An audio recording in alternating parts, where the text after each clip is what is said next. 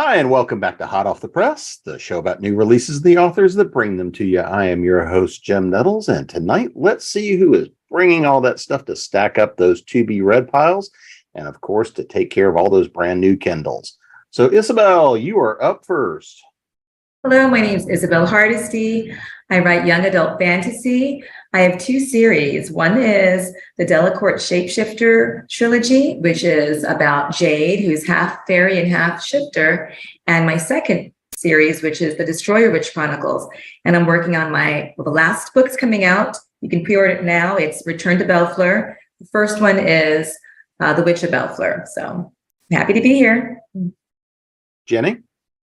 Hi, I'm Gini Koch. I write the Alien Catherine Kitty Cat series for dog books. I also write under a variety of other pen names and in all lengths and genres.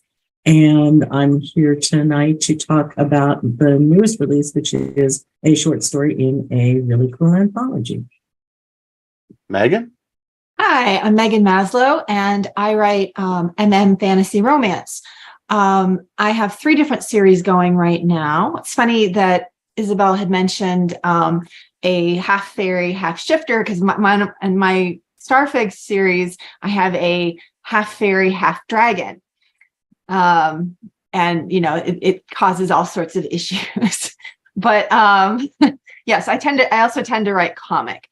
The book I'm here for tonight, though, is in my Baltimore series, which is a PNR, a paranormal or a urban fantasy-ish series set in Baltimore, Charm City, where, as I like to say, Baltimore is many things, but forgiving isn't one of them. And it is the story of a cat shifter who happens to be a Siamese, so lots of attitude, and a Rakshasa. Amanda? Because actually, I'm an MM romance author as well, and I'm also going to be talking about a cat shifter as my main book today. I'm Amanda Meuwissen. Not at all how it looks, but that's how you see it. I primarily write PNR. Occasionally contemporary might sneak in there, or horror or something else, but mainly right now I'm between 2 series.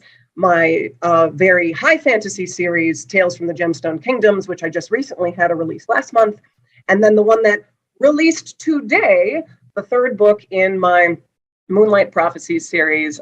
This one is some fan favorite characters and involves a cat shifter and a rat shifter who are an established couple. Very excited to be back to talk about this release. Happy book birthday. Thank you. And Linda? Well, first time here, and I'm excited to be here. My name's Linda Robertson Reinhardt. I'm an internationally published author and a member of Science Fiction Fantasy Writers Association. I'm an artist, a graphic artist, and a composer, registered as both a songwriter and a producer with the American Society of Composers, Authors, and Publishers, better known as ASCAP. I am a member of the Alliance of Women Film Composers, and my 6-book urban fantasy series was published by Simon & Schuster's Pocketbooks 2009 to 2013, but I'm now self-publishing. And while I would have called my new series dark urban fantasy with elements of horror and sci-fi, I've been told by early readers that it might be better described as grimdark. Ooh. Nice and cheerful. So, Isabelle, let's start talking just a little bit about what are the worlds that people are going to fall into in these new releases. This book, Return to Bellefleur, you're going to fall into South Florida, a swamp town called Bellefleur, which is a fictional town. I am from Miami, so there's a lot of reality in there with the heat, the humidity, the mosquitoes, and of course, alligators. My main character, Juliet, has a 3-legged alligator pet. So we've got witches. We also are edging into academy at the end. There is a beautiful South Florida style academy that's going to be appearing in this book. Jenny, how about you? What world are we falling into? And let's talk a little bit about the anthology as well. Okay, this is Unidentified Funny Objects 9. And I think the UFO Press skipped 1 year in there, but they're pretty much yearly. And it is science fiction and fantasy humor. Very rarely horror, and the editor is not wild about paranormal. So it makes it a little bit challenging, especially because we've stopped on this. UFO Press has decided they don't want any in-series stories. They took them for a while and now they don't want that. So I can't do an alien series short or Necropolis Enforcement Files, which is paranormal. So I had to come up with something else. So a friend of mine, I'm trying desperately to go through creatures, right, that I could use as something. And I came up with Yetis, Bigfoots, everything else. So my story in here is Sergeant Yeti, which is an absolute riff on Sergeant Bilko. And then there's a lot of other humor in there from, like Simon R. Green, Jim Hines, Tim Pratt, Esther Priesner. Pretty much if somebody writes funny and they have time, they usually end up in a UFO anthology.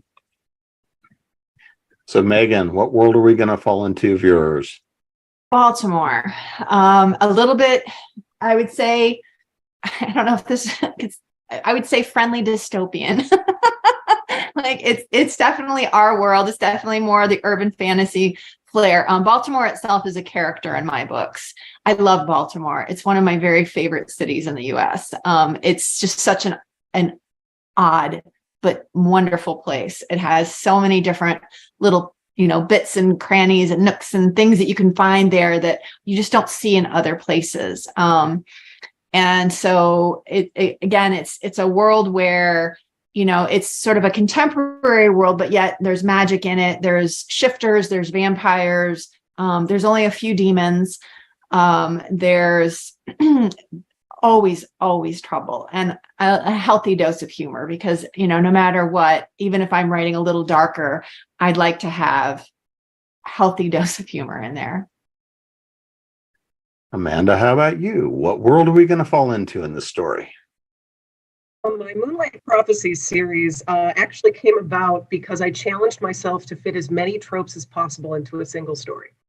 And it was not intended to be a series. The first in the series, By the Red Moonlight, was a newly turned vampire and an alpha werewolf of my fictional city, Centrist City, ending up falling in love in a world where normal humans would not know about any of these creatures that go bump in the night existing. But some humans might be part of their world if they have any sort of magic. Vampires, various shifters. Primarily, I have 5 different tribes, I call them, that can possibly make up any shifter. Wolf, cat, rat, lizard, and raptor, as in the birds, not dinosaurs. And I wanted to focus on a mixed pack, which none of the other surrounding cities like, that the alpha werewolf actually doesn't have any other wolves in his central circle that controls everything. He's got 2 cats, a lizard, and a rat, almost making up the entire dynamic. And even worse was the idea that, when he found this newborn vampire, he didn't kill it on sight and instead kind of brought him into the fold. And the book that came out today, Wayne on Harvest Moon, actually is 2 of the side characters who are also part of the circle, so a rat and a cat shifter. And they were such fan favorite characters. Everybody said, they're my favorite. They were actually my favorite in the entire thing. They wanted them to have their own book. But they were already an established, married couple, basically. They were already a mated pair. And I don't usually write established couples. I like writing falling in love stories. I kind of had to cheat because book 2 followed another different couple, but was still a falling in love story. But now book 3, it's like, okay, well, these people have recently adopted a teenage daughter, so they could, I could have things kind of rocky and then cheat by having them think back on when they first got together. So you actually get to see the whole dynamic of how this pack came about and how they met. So it was kind of fun because I not only got to do my normal trope of the falling in love story, but I got to see how did this weird mixed pack that was already established in book 1 actually come about. So you get to see a lot of the different ways that the magic plays off of each other and the biases and horrible things that the other surrounding packs think of the fact that they try to make a mixed tribe. So it was a lot of fun being able to really play in my own world a little deeper than I initially intended. Linda, how about you? Let's talk about this new grimdark world.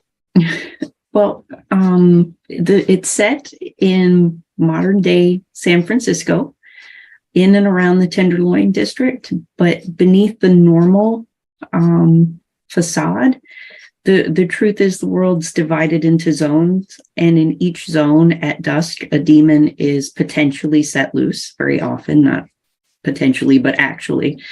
What humans can't see is the horrid burnt creatures that rise from the ground and through ritual set the demons loose. But the main character, Jovienne, she can see the creatures, and she calls them cinders because they're burnt. Her trainer can also see them, but neither of them have ever met anyone else who can. And they know they simply cannot catch or interfere with the cinders, so they focus on getting her trained to slay the demons. But basically, Andre didn't tell her that she has to take a test. He didn't tell her that if she survives the test, that she'll have to be remade as an angel. And he couldn't have imagined that she'd be upset about having these enhanced abilities, not the least of which is flying. And his point of view is that she was chosen by God to be an angel, and either she will or she'll die. And Jovienne's point of view is that she was lied to, manipulated, forcibly altered, and bound in servitude, and she wants out. The twist is that she has magic, and it seems like it might be the way that she can actually utilize it to get her freedom. So let's dive a little bit deeper. Let's talk a little bit about some of the folks that we're going to actually meet in these. So Jenny, in your story, who do we get to hang out with a little bit in this tale? Sergeant Yeti, who is the head of the Halakian contingent. They are the conceit on the story is that the Yetis, the Sasquatches, the Bigfoots, those are like family names. They're all here on Earth because they're guarding Earth from the Greens. And it's all done epistolatory style. So you're getting to hear from Sergeant Yeti, from Bigfoot, from Sasquatch, from Bigfoot's wife, the Beast of the East, and Yolanda, Green Monster, not the beverage, and a few other people. And clearly it's supposed to be funny. And basically, for those who are far too young to know what Sergeant Bilko was, it was originally a TV show, and then it was also a Steve Martin movie. With this TV show starred Phil Silvers, and basically it's about the platoon that literally wants to do nothing. All they want to do is gamble and scam and not do their jobs, but they have to convince the higher ups that what they're doing is really vital. And that's what the story is, and how there's a surprise inspection, and Dragon Con even gets a shout out. Though not officially by name, but it's really obvious. You're going to a big fan convention in Atlanta.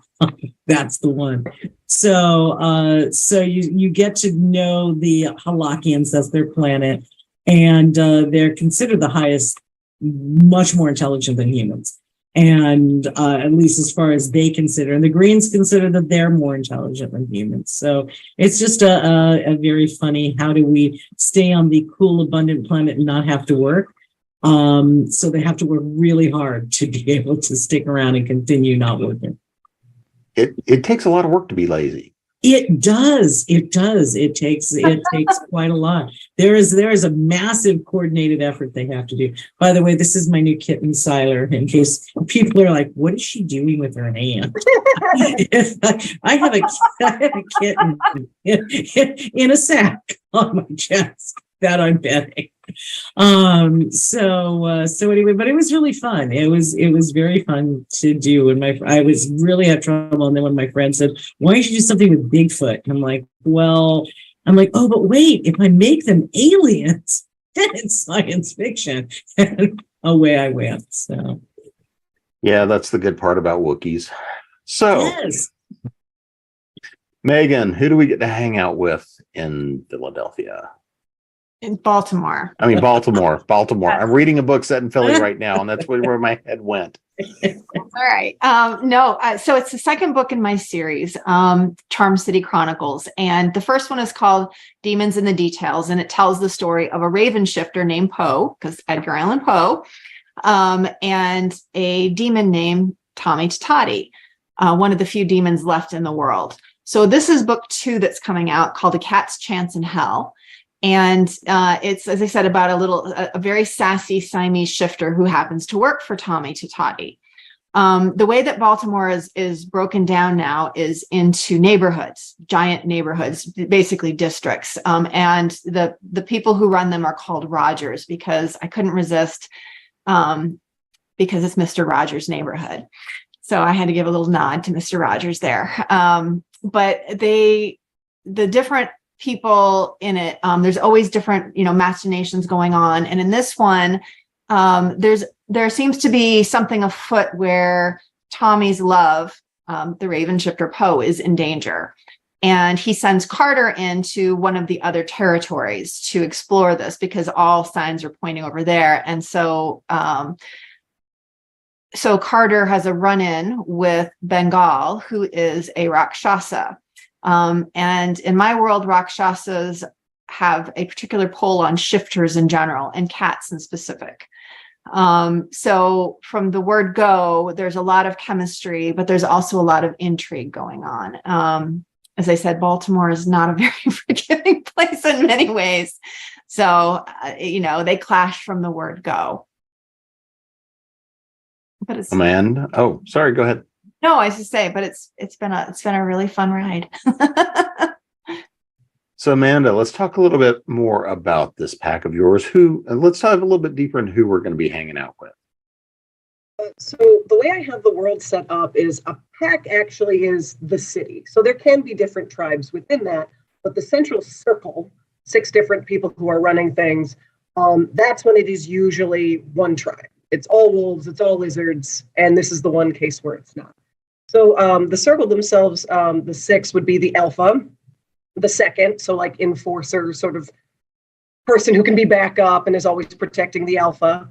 Magister, who is in charge of any magic. Counselor, who's in charge of just making sure everybody is taken care of, all the people under the pack are taken care of and seeing to their needs. Shaman, who more on a magical side, checks with anyone who might need healing and can't go to a normal hospital, but also with keeping normal humans from finding out that they exist. And then finally, the warden, who is keeper of the peace, basically. And so these 2 that you're primarily following in this one, Preston is the rat shifter. He is the magister for the city. So he also has magic. And to make him especially rare, by having magic and being a rat shifter, he's actually what they call Rat King. So think Pied Piper. He can control rodents and summon them to him. He always has, like, whether it's present day or when I flash back to the past and when these 2 characters are first meeting, he always has at least like 2 especially close rat buddies that are little pets. And they're always named after something incredibly geeky, because he is a giant dork and has like a room that would be, actually, if I was actually home, it would look like my own room, but I'm not home right now. Filled with anime posters and video games and all these crazy things, and has a weird fascination with decorations from all holidays, because his parents were really strict when he was young and he never got to celebrate holidays. And then he is paired off with the counselor, who is a very personable and fun-loving cat shifter. He always says he's just an alley cat, but that's one of the reasons why the people loved him so much that he kind of got chosen for this role. He's an orange tabby when he actually changes, so of course a redhead. And they very much had that opposites attract dynamic. And since this story primarily is flashing back to when they got together, they've been together for 10 years. So you're seeing them at ages 18 and 21, just babies, far too young, really, to be starting, putting together this brand new circle to take over and run the city. So seeing sort of the pitfalls of that, and how a bunch of kids can actually run things purely because they have this dream of proving that all the different tribes can work together. My one question that keeps coming to mind is, exactly how often does she threaten to turn him into a snack? I mean, that's just really. I know. Of course, they have to give the I think that was one of the first comments I actually had come up, in the first book when they're already an established couple, of course. And I have the whole idea where, you know, if they're meant to be mates, they just like smell incredible to each other. And no one would actually expect, well, obviously, cat and rat are not. You know, that's one of the other taboos, is the tribes are not supposed to mix. So yeah, there's a lot of teasing there, but I'd say the, not that I ever want to say one wears the pants. That just seems like a horrible phrase to ever say. But if one of them was the more like take charge of the two, it's the rat shifter. Linda, how about you? Let's talk a little bit more about who we get to hang out with. Well, mostly it's going to be Jovian, who was orphaned at age 9, and then divine intervention upgraded her DNA and placed her in training with Andre, who's a handsome but haunted recluse. And she excelled at everything he tried to teach her because she was crushing so hard on him and trying to impress him the whole time, but she was unaware that she was being lied to by him.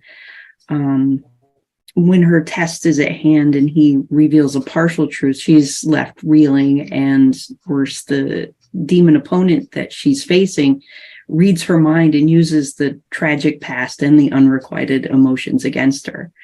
And she's unprepared for the non-physical aspects of this fight, and she's nearly overpowered, and that's when her magic resurfaces.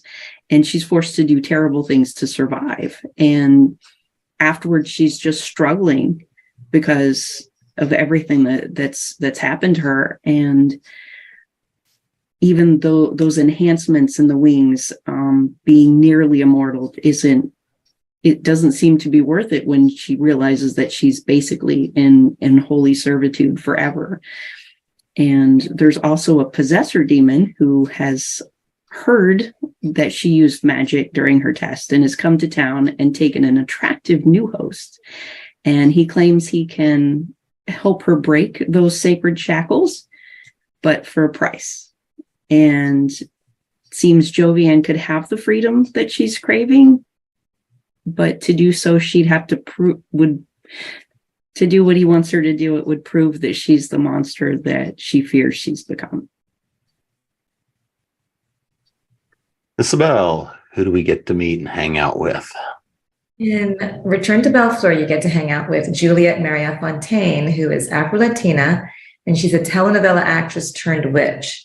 Her best friend is also her boyfriend, and that's Victor Hernandez. And the book starts off with they're in South Florida in Miami, waiting for the magical dome for the right time to go back into Bellefleur, because they had to put up a magical dome to keep the destroyer witches out to protect the town. So we've got a secret like FBI group that they're kind of working with, but Juliet doesn't trust them. And so once they get back in, though, things are not exactly as they left it. So it's about balancing her powers, balancing her fears, and finding out what's best for Bellefleur and all those that she loves. Let's dive a little bit deeper behind the inspiration for these stories. So Megan, what got you to create this series, and set it where it's at and go through the full setup? So let's talk a little bit about kind of that inspiration behind it. What pulled you to create this particular series? Well, funny enough, a friend of mine had asked me if I would consider writing a fairy tale reimagined. And, everyone always picks Beauty and the Beast, The Little Mermaid, and everything. And I love to give myself a challenge, especially in romance. I wanted to pick something that was definitely not romantic. So I ended up picking Rumpelstiltskin.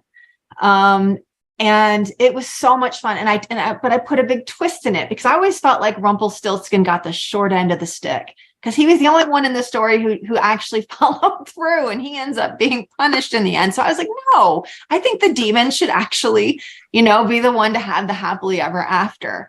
And so that's sort of what I did. And I kept ramping up, again, it goes back to the demons, bargains with the demons with the deal. And so that's where the whole idea for this series got started. But of course, then these side characters started coming in and they had things to say and they started filling in. And then suddenly my readers started saying, oh my God, when am I getting this romance? When am I getting this romance? Are these two going to be together? And so it became very clear which my second couple should be. And I had sort of accidentally on purpose, I guess, but, ended up setting up that dynamic in the first book, the way that you do, when you finish and you say, oh yeah, there it is. So it just seemed very natural. So all I really needed was a reason to put these two in a situation where they were going to definitely be butting heads, where they were, where it was going to be, this is definitely an enemies to lovers romance. But it's, that, and to me, that's my favorite. It's my jam. I love enemies to lovers. And so it turned out to be just such an amazing ride.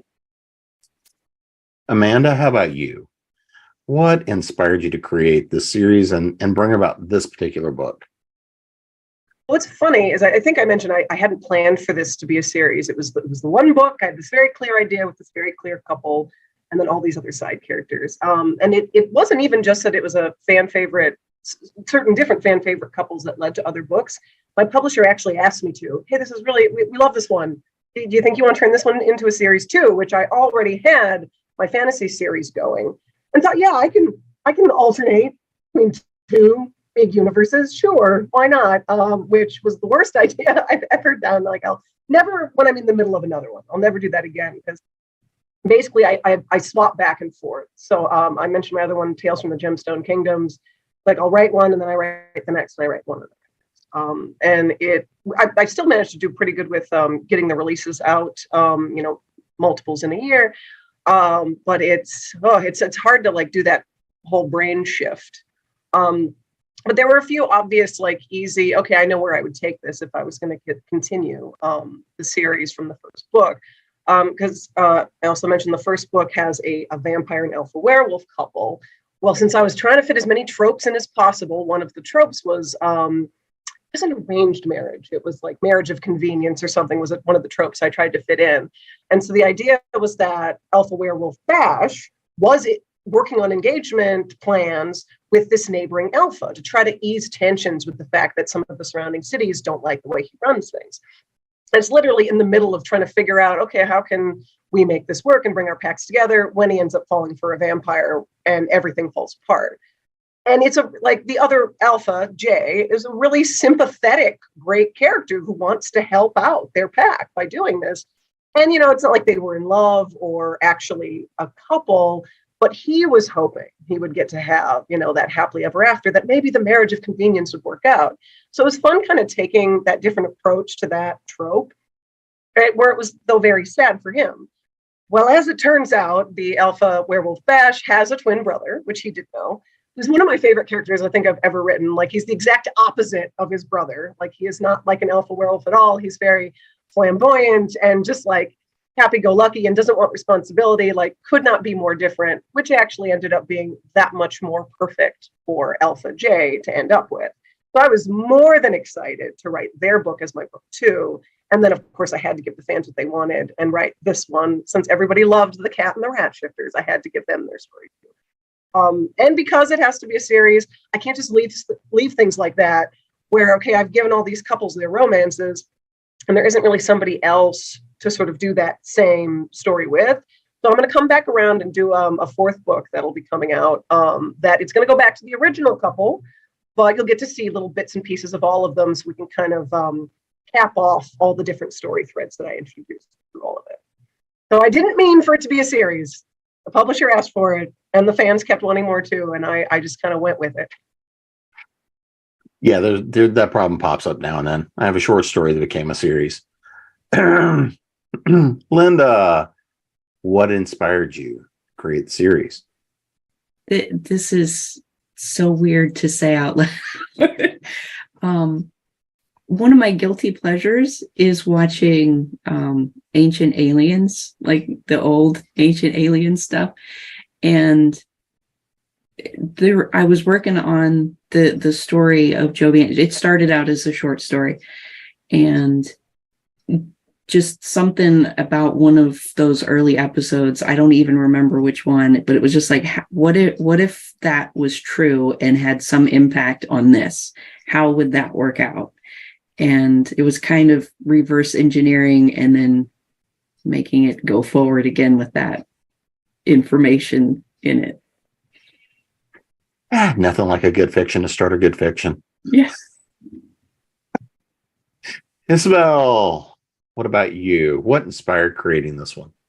I started The Witch of Bellflower when I was living in Georgia, and I was, I guess, missing Miami. I had finished my other series, Jade's Awakening, that series about the half shifter, half fairy, and I wanted to give a new character something that was fully hers a bit more, but I do like adding extra things because I'm a writer.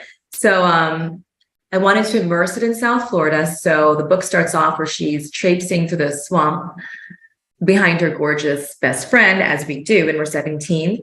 And, of course, there are pythons and alligators nearby. And she asks him about, do you think magic's real? She is also a telenovela actress, which is wildly, insanely crazy.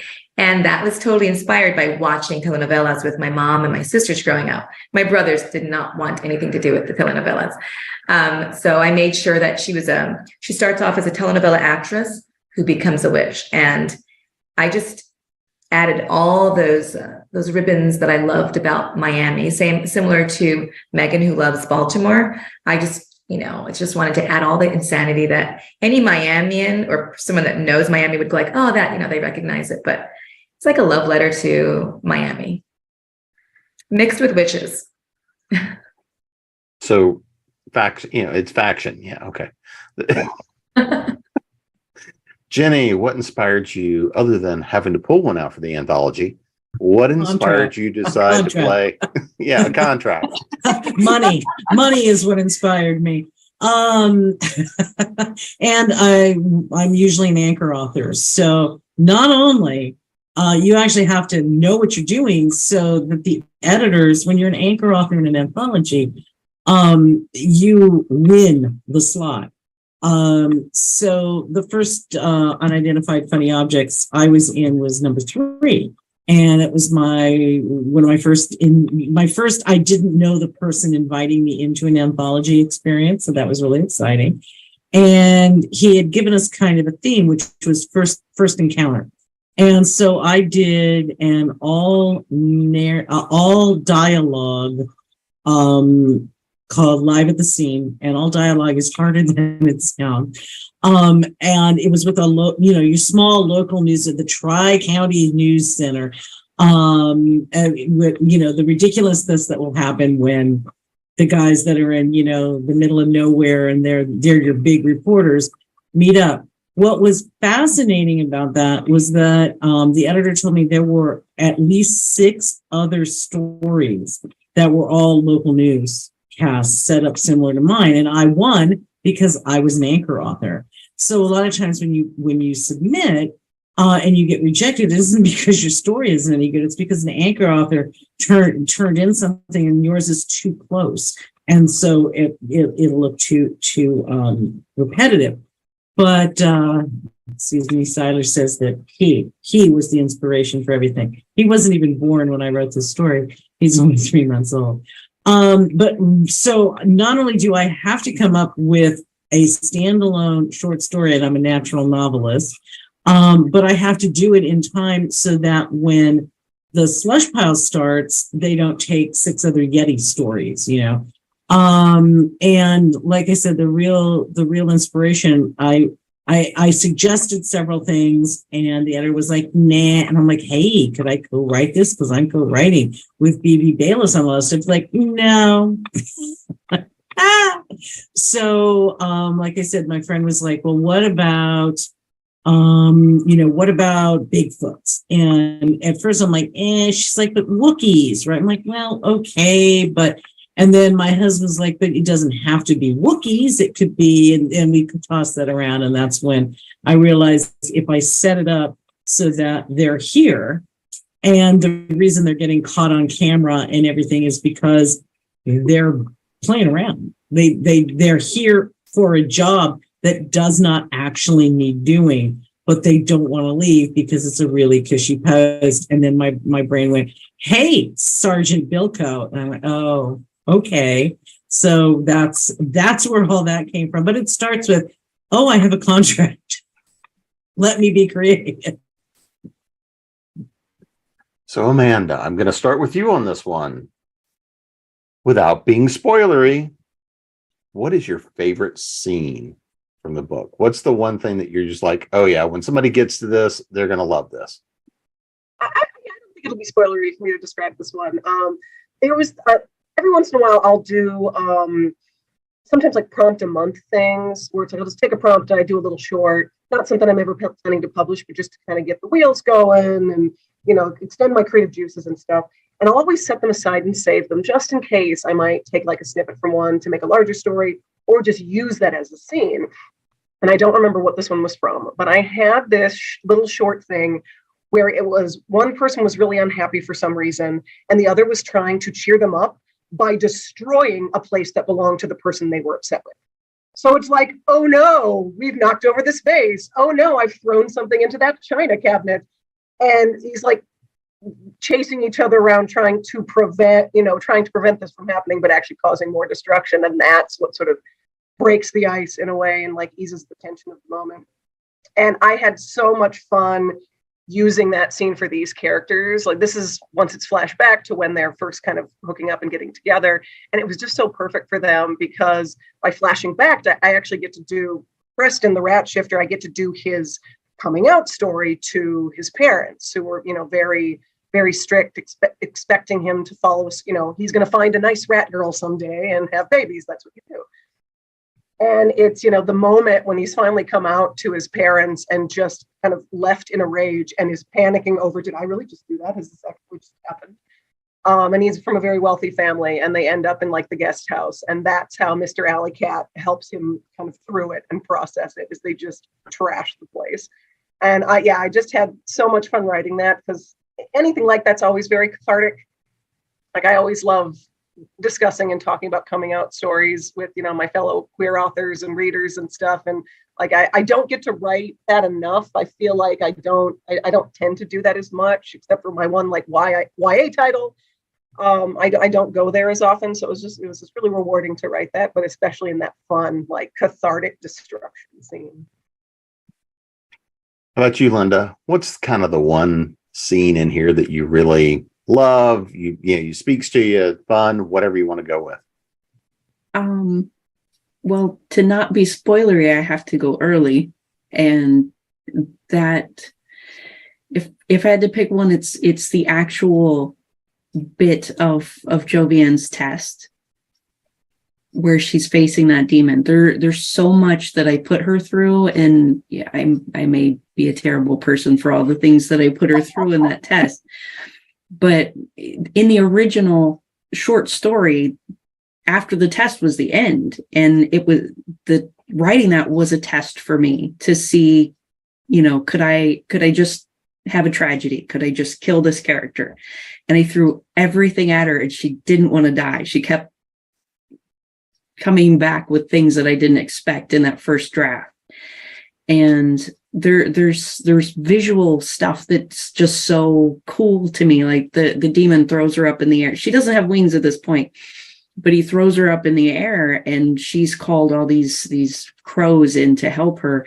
And she's like flying upwards in the air. And I can just see her hair like going down like this. And these crows, their wings and their talons going through it and stuff. It's very visceral in the things that I make happen to her. And it's very visual in how I see it cinematically in my head. So that's got to be my favorite.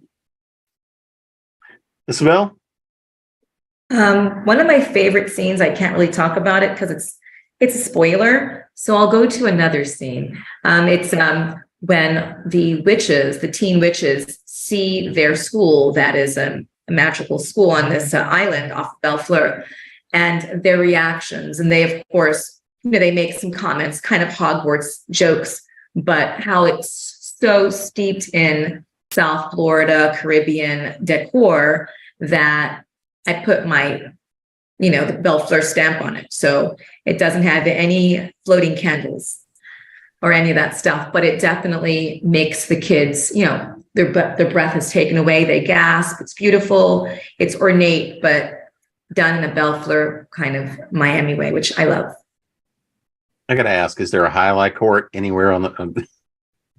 No. Jenny, what about you? Is there a favorite scene or spot in the story? I have a lot, mostly because I'm like, it's working. So that was nice. I think everybody, when people get there and they're like, oh my God, they're going to Dragon Con. I think that'll be fun for readers. And I like my ending. I think it's a good ending. So that's obviously a total spoiler alert, so I'm not going to tell you what it is. But the difference is in a short story, you better like every darn line because you only have so much. But I really enjoyed the depth of the characters. I could go back and revisit them. I don't actually plan to, but I really enjoyed them. And in correspondence was able to make them all three-dimensional, which is, one of the goals. So, like I said, I think the getting it set over in Atlanta for part of it was kind of fun. It was fun for me, and I think it'll be fun for readers. Meghan? So, all of my stories, I have the same narrator who's actually a very dear friend of mine, and he gets me. And so when I'm writing, I always hear the voices he does. It's like I know what he's going to do before he does them. And so when I wrote the Rakshasa character, I wrote him with a Shere Khan lilt to him. He's very arrogant, and the way that his voice lingers. And so one of my favorite scenes that's not spoiler at least, is when he has humiliated the Siamese shifter. I mean, it was a pretty bad burn, and the Siamese shifter is feeling pretty terrible at that moment, and has sort of fled the scene, you could say, and has gone to a different part of the place that they're exploring. And when the Rakshasa comes up, he ends up coming toward him and he falls through the floor. And it's not a very nice fall. He goes right through the ceiling. It's in an abandoned house.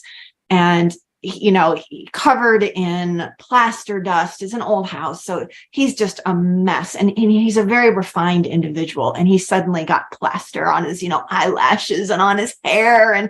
And he's, he's sort of spread out on the floor there. And the cat shifter is just kind of looking down at him. And of course asks him if he's okay, which he is. And he says something, like decidedly. And so then the cat shifter just starts laughing. And it's this great moment between them because it's the great leveler, which you kind of need in a romance where one person has a lot more power than the other.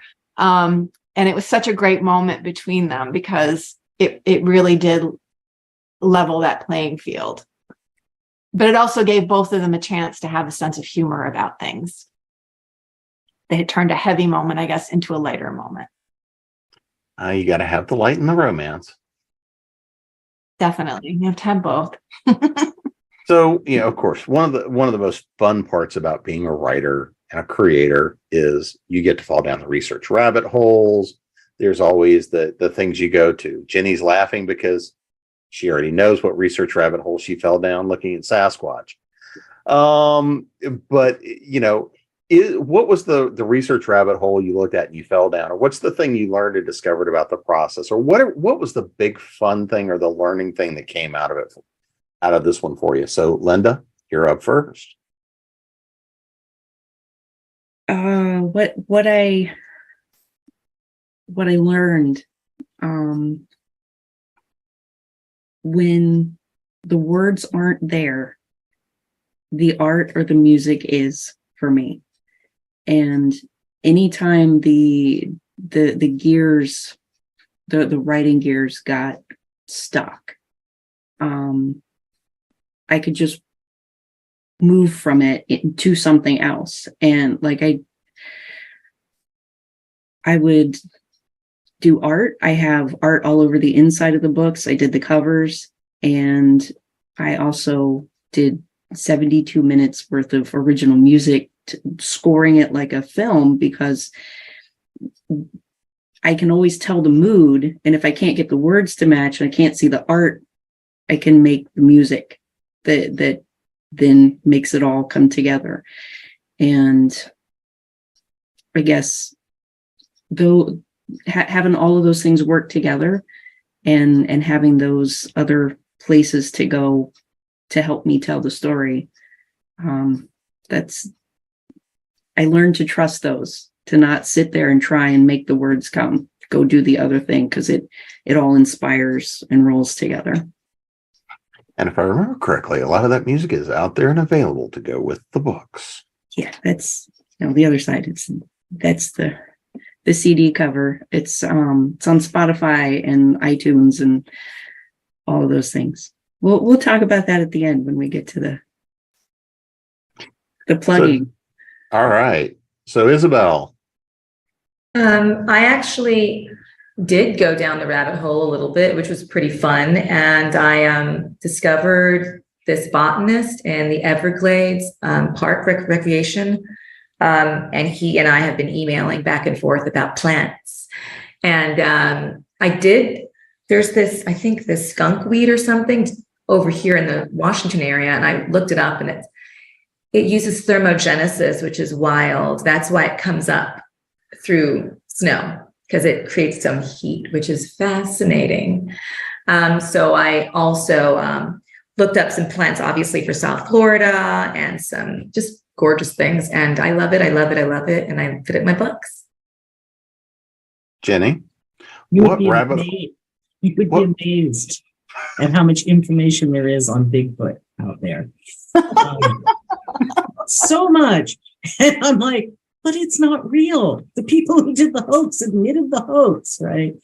But there's a lot out there. And so fortunately, I mentioned B.B. Bayless. She and I are writing a variety of things, including a paranormal, kind of a paranormal hero detective series. And so we've been looking up like every cryptid known to mankind, right? And so I was able to use some of that as well in, what are the name of the clans? There's a Bigfoot clan, there's a Sasquatch clan, there's the Yeti clan, there's other clans. Which ones are they? Because I wanted to call them out by name, and there's just so many. It was amazing to me how much research. I almost went, there's a Bigfoot museum in Tennessee, and I think it's between Chattanooga and Atlanta.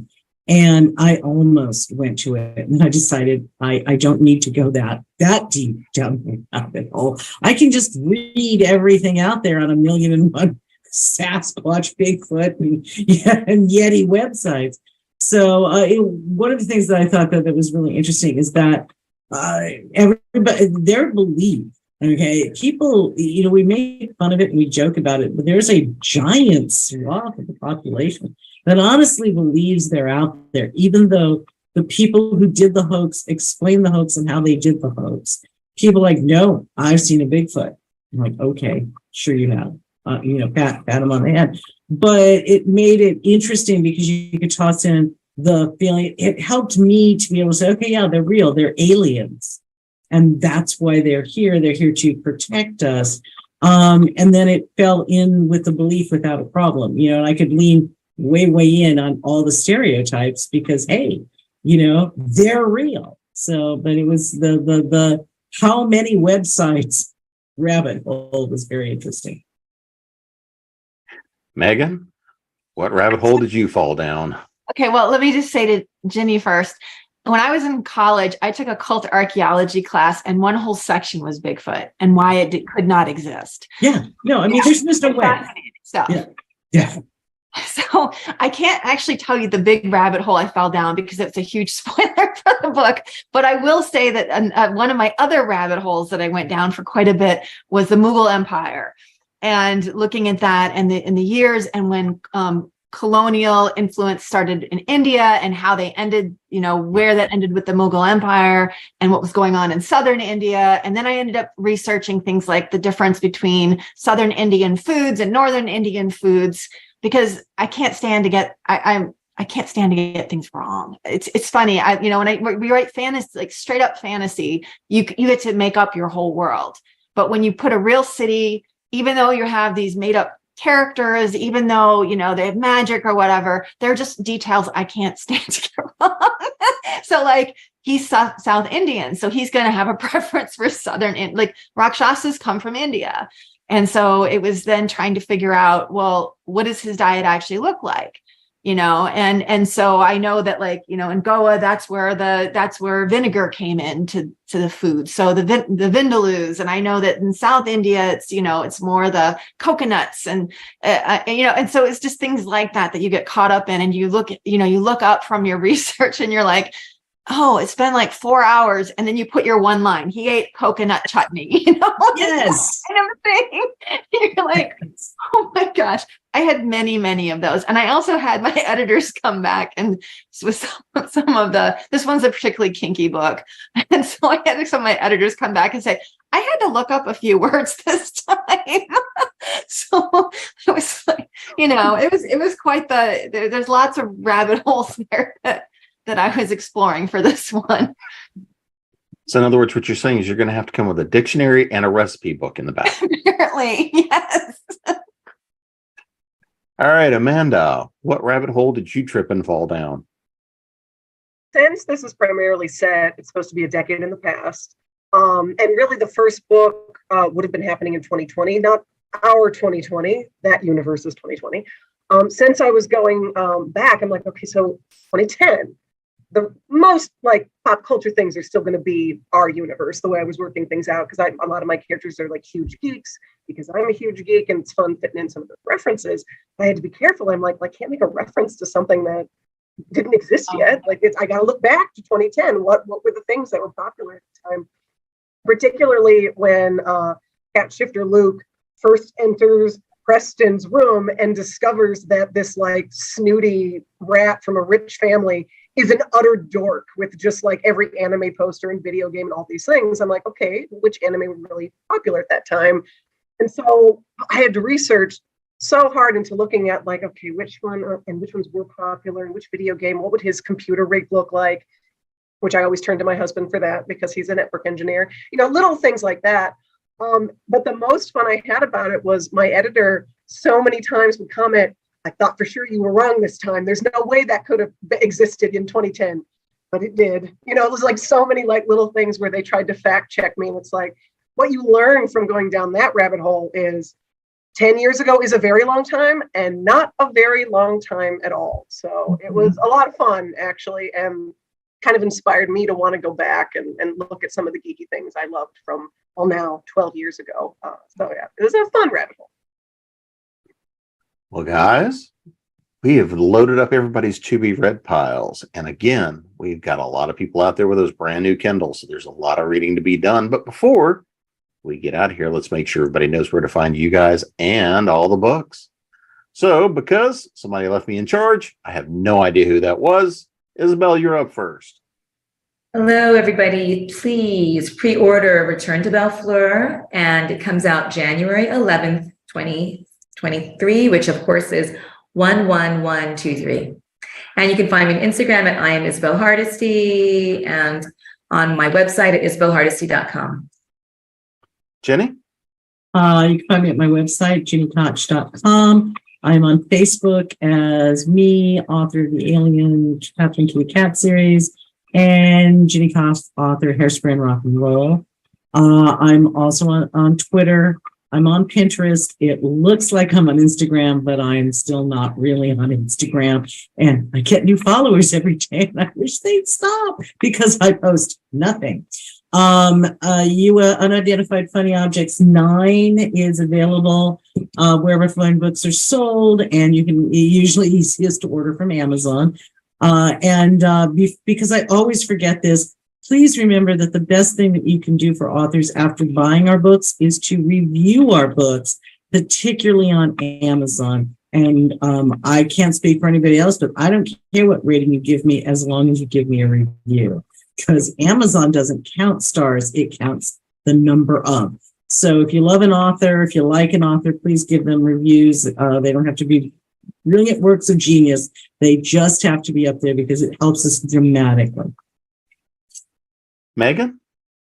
So I am on Facebook, Instagram, Twitter, under Meghan Maslow, and it's meghanmaslow.com is my website.